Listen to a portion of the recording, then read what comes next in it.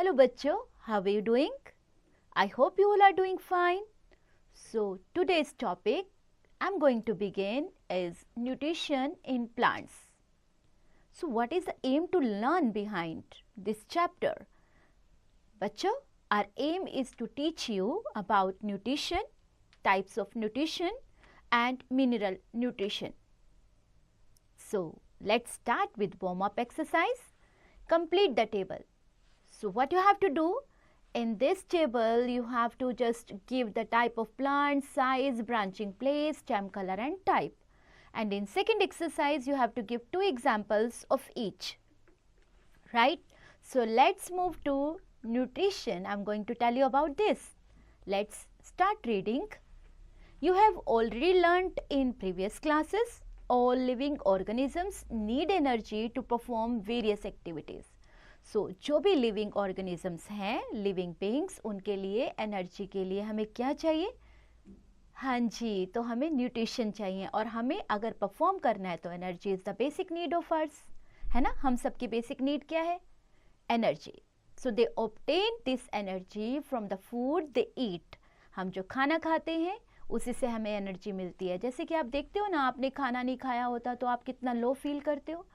So this is the basic reason. Food, very good. तो food ही हमारा ऐसा एक basic energy giving जिससे हमें energy मिलती है. So energy giving food हमें खाने चाहिए और food हमें energy देता है, right? Energy is stored in food materials as chemical energy. To make this food energy available to the living organisms, it is broken down into smaller and soluble molecules inside their bodies. These smaller molecules then react with oxygen inside the cell to release energy. The energy released in this process is stored in ATP, adenosine triphosphate molecules. The process of taking in food and its utilization by the body is called nutrition. तो जिस तरह से हम food को लेते हैं और जिस तरह से बॉडी इसको यूटिलाइज करती है उसे न्यूट्रिशन बोला जाता है. Food provides us a number of nutrients which are necessary for the proper functioning of our body. अगर हमारी बॉडी में प्रॉपर न्यूट्रिशन नहीं जाएगा तो हमारी बॉडी उस तरह से काम नहीं करेगी जिस तरह से करना चाहिए. तो हमारी बॉडी को प्रॉपर जितने न्यूट्रिशन की ज़रूरत है उतना मिलना ज़रूरी है. So the different nutrients are carbohydrates, proteins, fats, vitamins and minerals. तो इन सब का बैलेंस होना हमारी बॉडी में बहुत ज़रूरी है बच्चों. अब हम पढ़ते हैं टाइप्स ऑफ न्यूट्रिशन के बारे में. The living world encompasses organisms that exhibit two types of nutrition. One is autotrophic and nutrition and that is another one is heterotrophic nutrition. सो ये दो तरह के न्यूट्रिशन होते हैं बच्चों. ऑटोट्रॉफिक न्यूट्रिशन के बारे में पहले पढ़ लेते हैं. The word auto means self and ट्रॉफ means nutrition, right? Self nutrition मतलब हम इसके बारे में रीड करने जा रहे हैं. Hence autotrophic means self nutrition और self feeding. In autotrophic nutrition the organisms make their own food using the raw material like carbon dioxide, water and sunlight. तो इसीलिए तो कहते हैं पानी की, सनलाइट की, कार्बन डाइऑक्साइड, ये सब चीज़ों की हमारे शरीर को बहुत ज़रूरत है. तो क्या होता है, कुछ न्यूट्रिशन ऐसे होते हैं जो अपने आप को खुद ही मेंटेन करते हैं रॉ मटेरियल से, खुद ही अपना खाना बनाते हैं रॉ मटेरियल से. जैसा रॉ मटेरियल किस तरह का? कार्बन डाइऑक्साइड, वाटर और सनलाइट से. Green plants directly use the energy of the sun to make their food. अगर वो सन की लाइट उन्हें नहीं मिलेगी तो फोटोसिंथेसिस प्रोग्राम कैसे चलेगा उनका? They are called autotrophs और self feeders. They make their food by the process of photosynthesis. So इस तरह का सेल्फ अरेंज करना, ये हम लोग इन्हें क्या बोलते हैं? सेल्फ फीडर्स या ऑटोट्रॉफ्स. अब आती है बात photosynthesis की. In photosynthesis, the sun's light energy is captured by chlorophyll, the green substances in plants, especially their leaves. इसमें सबसे important काम जो होता है वो leaves का होता है फोटोसिंथेसिस जो प्रोसेस होता है उसमें सबसे ज़्यादा इम्पोर्टेंट काम हमारे ग्रीन सब्सटेंसेस इन जो प्लांट्स में होते हैं. The sun's energy is used to combine water from the soil and carbon dioxide from the air. The food made by this combination is a sugar called glucose. Glucose is used by the plant for growth and repair of its part. तो ये जो glucose बनता है वो plant किस तरह use करता है? अपनी ग्रोथ के लिए और किस तरह से यूज़ करता है? अपने पार्ट्स के रिपेयर के लिए. Glucose can be stored in special areas in the roots and stems. So वो ग्लूकोज स्टोर कहाँ किया जाता है? इनके कुछ स्पेशल एरियाज जैसे रूट में ये स्टोर हो जाते हैं या फिर स्टेम्स में स्टोर हो जाते हैं. Photosynthesis also yields a waste product oxygen. It is vital for animals. So हमारे उनके लिए ये वेस्ट है ऑक्सीजन, लेकिन हमारे लिए क्या है? हमारे लिए बहुत इम्पोर्टेंट है. सो ये फोटोसिंथेसिस उनका वेस्ट प्रोडक्ट ऑक्सीजन को बाहर निकालता है. Photosynthesis is a complicated process although an equation can be used to sum up what occurs. Now let's have a look कैसे प्रोग्राम चलता है. Carbon dioxide plus water, right. Sunlight, chlorophyll. क्या arrange होता है? Glucose plus oxygen. Yes, in photosynthesis carbon dioxide enters the leaves through the stomata. Stomata are openings in the surface of leaves. Stomata also permit oxygen to pass out of the leaf into the air. जो हमारे leaves हैं उनके through oxygen पास हो जाती है हवा में, right. Do you know, apart from leaves the process of photosynthesis can also be carried out by other parts of plants. Apart from leaves मतलब लीव्स को के बजाय लीव्स को छोड़कर और भी ऐसे जो प्रोसेस होता है हमारा photosynthesis can also be carried out by other parts of the plant. हम सिर्फ इसके ऊपर डिपेंड नहीं रहते बट वो दूसरे पार्ट्स के थ्रू भी होता है ये. For example, stem in cactus does photosynthesis. जो हमारा जैसे हमारे पत्तों के थ्रू हम मोस्टली बोलते हैं ना, हम जो लीव्स हैं हमारे एक ट्री के, वही फोटोसिंथेसिस का काम करते हैं, वही उनकी ही मदद ली जाती है. लेकिन जो हमारा कैक्टस प्लांट है उसमें हम स्टेम के थ्रू ये फोटोसिंथेसिस प्रोग्राम चलता है, right. Conditions necessary for photosynthesis. अब जो फोटोसिंथेसिस प्रोग्राम है उसमें क्या क्या कंडीशंस अप्लाई होती हैं? 1, ग्रीन लीव्स का होना जरूरी है, right. Green leaves are called food factories of plants, क्योंकि ये फूड प्रोवाइड करते हैं पूरे डिफरेंट पार्ट्स को, एक ट्री के, एक प्लांट के, because the food making process takes place in the leaves. But exceptions भी हैं, जैसे कि हमने कैक्टस में स्टेम के लिए बताया. Chlorophyll, the presence of a green pigment called chlorophyll. Chlorophyll traps the light energy to make energy carrying particles. Now we talk about sunlight. As the light intensity is increased, the rate of photosynthesis increase almost linearly. At higher light intensity, the rate of photosynthesis becomes limiting. Water, poor availability of H2O floods the extent rate of photosynthesis. Carbon dioxide, poor availability of carbon dioxide यानी CO2 lowers the extent rate of photosynthesis. Now temperature कैसा होना चाहिए? The temperature up to 20 Celsius degree does not affect the photosynthesis reaction, but higher than 20 degree Celsius affects the reaction markedly. The effect of temperature on the photosynthesis vary plant to plant. ये हर plants में differ करता है. अगर दूसरे एक plant की बात हो रही है तो जरूरी नहीं है दूसरे प्लांट में भी ये सेम हो. Nature of light, the blue and red regions of the visible light and the most effective for photosynthesis. If the light of some other color is made to fall on the plants, then the rate of photosynthesis decreases. तो ये light पे भी बहुत depend करता है बच्चों कि light कैसी है. Blue and red visible light most effective, ये वाली लाइट सबसे ज़्यादा इफेक्टिव होती है, लेकिन अगर कोई और लाइट इस पे पड़ रही है तो फोटोसिंथेसिस डिक्रीज भी हो जाता है. Do you know chlorophyll gives plants their green color because it reflects green light and absorb red and blue light. So chlorophyll process भी में ग्रीन जो कलर है वो प्लांट्स को ग्रीन कलर भी देता है, क्योंकि ये क्या ऑब्जर्व करता है, ये ऑब्जर्व करता है ब्लू एंड रेड लाइट को. Science fact, plants and trees are of triangular shape in grasp more sunlight and carry out the process of photosynthesis. What is the important of photosynthesis? अब photosynthesis बहुत important है, right?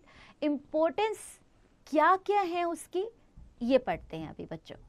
The process of photosynthesis is important for us in many ways, such as कौन कौन से ways हैं? One is life would be impossible. You know why life would not be impossible on earth if photosynthesis is absent. Life would not be possible. मतलब यहाँ पे जीवन संभव नहीं है धरती पर अगर फोटोसिंथेसिस नहीं होगा. Though the process of photosynthesis, carbon dioxide exhaled by living being is used up and does not accumulate in the atmosphere. क्यों नहीं जीवन संभव होगा? आपको पता है ना, क्योंकि जब फोटोसिंथेसिस होता है तो जो ऑक्सीजन है प्लांट्स के थ्रू, लीव्स के थ्रू बाहर फेंकी जाती है एयर में, और जिसको हम लोग लेते हैं, है ना, सांस लेने के लिए. तो अगर ऐसा नहीं होगा तो हम सांस कैसे लेंगे, हमें ऑक्सीजन कैसे मिलेगी? इसलिए तो हम बोलते हैं ना ज़्यादा से ज़्यादा पेड़ लगाए जाए. ओके, नेक्स्ट पढ़ते हैं.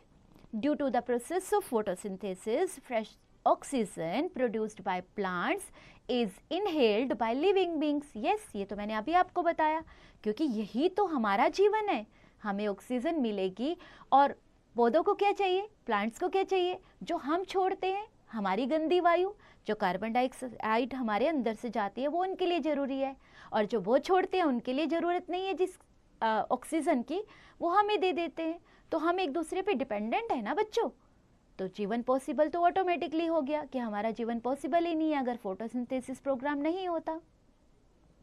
The process converts light energy into chemical energy.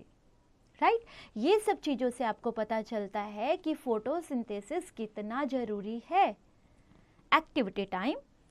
M, what is the aim to do this activity बच्चों? फर्स्ट ये समझ लेते हैं पहले.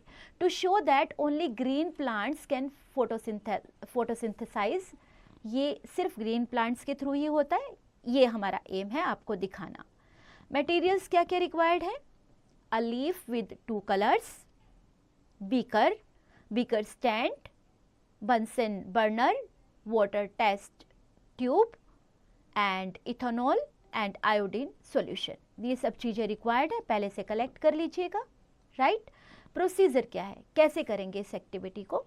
Place a beaker about 3/4 full of water on a stand and boil the water, जैसा कि आपको picture में दिखाया गया है. Place the leaf in this water for about 2 minutes. 2 minute के लिए उस लीफ को उसमें बॉयल कर लें. राइट, जो आप पानी बॉयल कर रहे हैं उसमें डाल दें. Take the leaf out and put it in a test tube with 3/4 alcohol. Place this test tube in very hot water for about 10 minutes. जब आप उस ट्यूब में डाल देंगे उसके बाद फिर से प्लेस करें जो टेस्ट ट्यूब है आपकी गर्म पानी में for about 10 minutes. As alcohol warms, it will remove chlorophyll from the leaf and make it almost colorless. Right? So chlorophyll जब इसको में आएगा, रिमूव होगा इसमें से, तो वो कलरलेस कर देगा आपके लीफ को. After about 10 minutes remove the leaf and dip it in warm water briefly to soften the leaf. Now place the leaf on a white tile and add 3 to 4 drops of iodine solution. ठीक है, अब उस leaf को आप क्या करें, white tile पर रख दें और उसके ऊपर 3-4 बूंदे आयोडीन सॉल्यूशन की डाल दें. अब आपकी ऑब्जर्वेशन क्या है इसके लिए? Only the green portion of the leaf dipped into the alcohol turns blue black. अब वो ब्लू ब्लैक कलर में टर्न हो गया. While the non green portion does not change its colour. जो नॉन ग्रीन पोर्शन था, जो green नहीं था, वो चेंज नहीं हुआ, जो ग्रीन पोर्शन था वो ब्लू ब्लैक में टर्न हो गया। कंक्लूजन क्या निकला है? Starch is present only in the green area of the leave, इसलिए thus only green leaves can photosynthesize and make food। ठीक है, ग्रीन कलर से के द्वारा ही ये फोटोसिंथेसिस होता है और फूड बनता है पौधों का। ओके, नाउ हम लोग पढ़ लेते हैं हेटेरोट्रॉफिक न्यूट्रिशन के बारे में। The made of nutrition in organism that can not make their food and depend on others for their food is called heterotrophic nutrition. वो खुद से खाना नहीं बनाते, दूसरों के ऊपर डिपेंडेंट रहते हैं। सो हेटेरोस मीन क्या है? Other, the troph means nourishment और holozoic nutrition. The organism which can not make their food and depend on others for their food are called heterotrophs. Organisms like animals, bacteria and fungi cannot prepare their own food. They are dependent directly or indirectly on green plants for their food. अब वो सीधे सीधे अपना खाना तो नहीं बना सकते, है ना। फंगी या फिर बैक्टीरिया की बात की जाए या एनिमल्स की बात की जाए, वो अपना खाना खुद से नहीं बना सकते। उनके वो अपने खाने के लिए या तो डायरेक्टली या फिर इनडायरेक्टली पौधों पर ही डिपेंड रहते हैं। That is why they are often referred to as heterotrophs. According to the mode of nutrition, heterotrophic plants are of the following types. कौन कौन से टाइप हैं इनके? Let us learn about them. So let's read about parasitic plants now. The plants which derive with their food from the bodies of the host plant and animals are called parasitic plants. The mode of nutrition in plants such as Cuscuta amar bale, certain bacteria and fungi is totally parasitic because they derive their food from the bodies of the host plants and animals. Right? Do you know the plants which make a part of their food themselves by photosynthesis but derive some components such as water, minerals, etc. of food from the host plant are called partial parasitic plants. So, पता था आपको इसके बारे में? Note कर लीजिए इसे। Science fact: all parasitic plants got evolved from the non-parasitic species. Saprophytic plants or saprophytes, the plants which derive their food from the dead and decaying organic matter, are called saprophytic plants or saprophytes.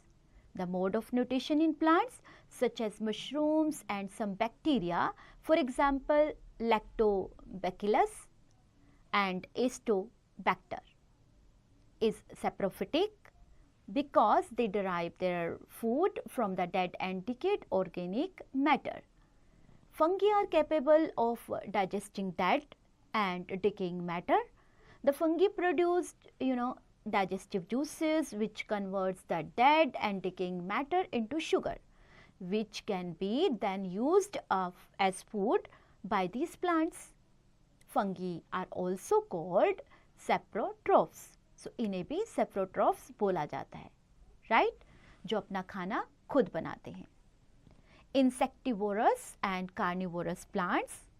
Insectivorous plants are plants that derive some or most of their nutrients by trapping and consuming animals, mainly insects.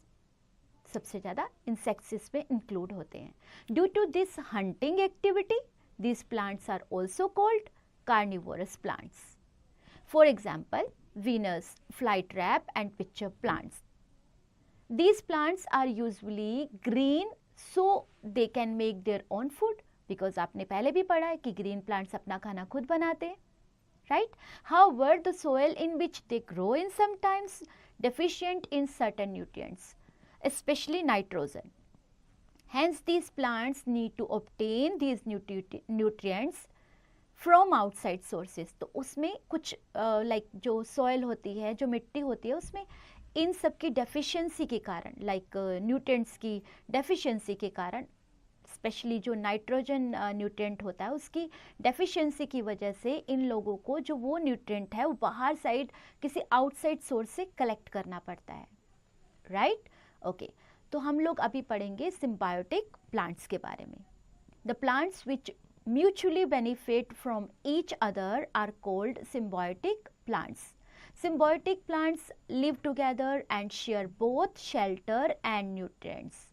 This kind of mutual relationship जो उन दोनों के बीच में चलती है, ये इसे बोलते हैं सिम्बायोसिस और म्यूचुअलिज्म. सो ये प्लांट्स क्या करते हैं, आपस में एक दूसरे से गांठ बांट कर लेते हैं कि हम लोग अब तुम ये करना मैं ये करूँगा. जो आपस में शेल्टर शेयर करते हैं या न्यूट्रिएंट्स शेयर करते हैं, इसी की वजह से इनको सिम्बायोसिस प्लांट्स बोला जाता है या म्यूचुअलिज्म बोला जाता है. The mode of nutrition on lichens is symbiosis. The mode of nutrition on lichens is symbiosis. A lichen is made up of a fungus and an algae living together. Lichens are an association between a fungus and a microscopic plant green algae. The fungus obtains nutrients from the algae and the fungus in turn provides shelter to the algae so that it can grow in harsh conditions like rock surfaces where it would be otherwise not survive. So do you know Rhizobium bacteria lives in the root nodules of certain leguminous plants such as peas and beans. It converts atmospheric nitrogen into usable for example ammonia for plants. The plant in return provides food and shelter to the bacteria. Now we will talk about mineral nutrition. Minerals are absorbed by the roots of the plants from the soil. जो हमारी roots होती हैं plant की, जो मिट्टी के अंदर होती हैं रूट्स, उनके द्वारा मिनरल्स एब्जॉर्ब होते हैं. It is called the mineral nutrition. We know that all the plants need water and minerals from their proper growth, health and development to sustain their life.